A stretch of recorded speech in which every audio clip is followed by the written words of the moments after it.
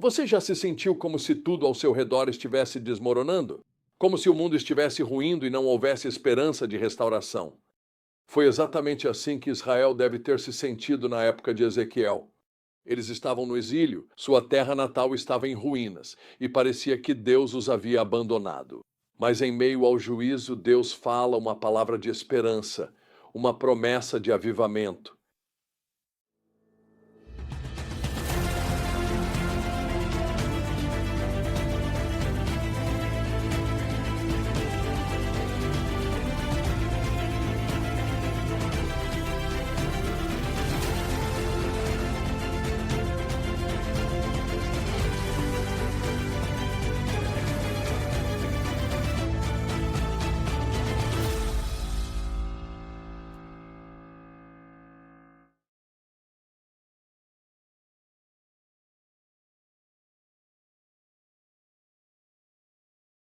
A verdade principal desta passagem é clara.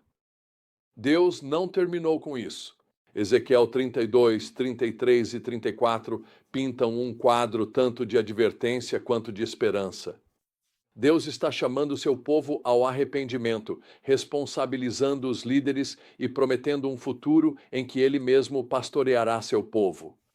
Ezequiel 32 começa com mais uma profecia contra o Egito, a nação em que Israel havia confiado erroneamente em vez de confiar em Deus. É um lembrete sóbrio de que os poderes humanos, por mais impressionantes que sejam, enfrentarão, em última instância, o juízo de Deus. O capítulo usa uma imagem vívida do faraó como um monstro marinho agitado que será apanhado na rede de Deus e lançado em terra para morrer.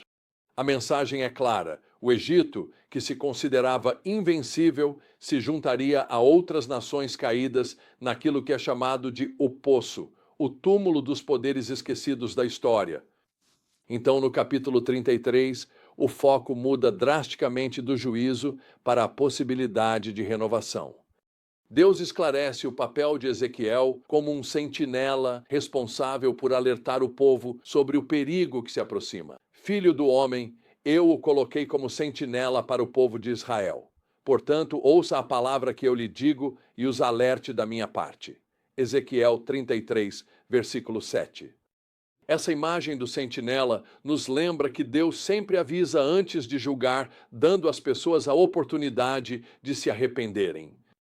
O que se segue nos versículos 10 a 20 é uma das declarações mais profundas das Escrituras sobre o coração de Deus.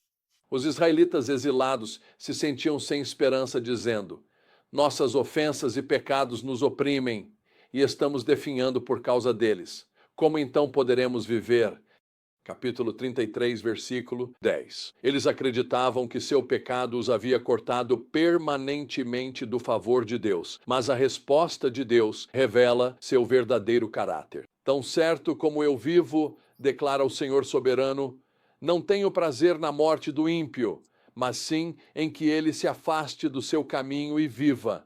Convertei-vos, convertei-vos dos vossos maus caminhos. Por que haveríeis de morrer, ó casa de Israel? Capítulo 33, versículo 11. Isso é revolucionário. Deus não tem prazer no juízo. Seu desejo mais profundo é a restauração.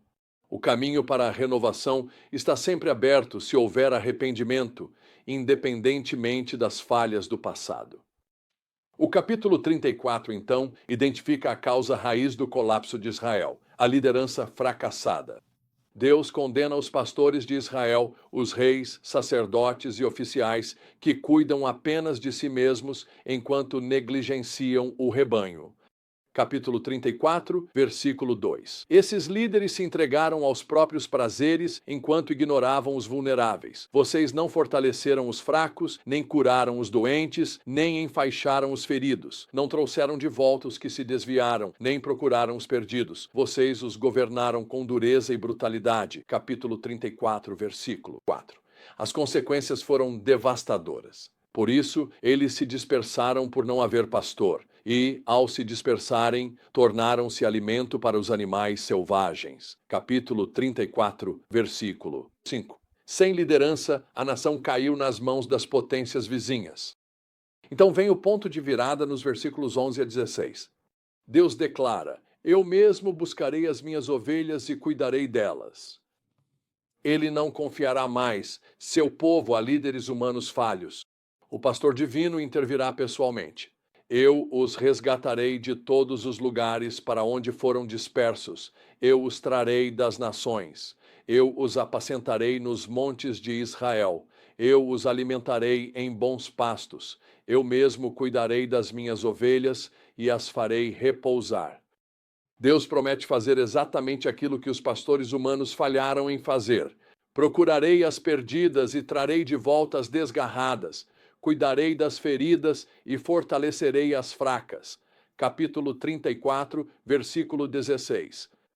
Essa bela passagem atinge seu clímax com a promessa de um novo pastor. Estabelecerei sobre elas um só pastor, o meu servo Davi, e ele as apacentará. Ele as apacentará e será o seu pastor. Capítulo 34, versículo 23.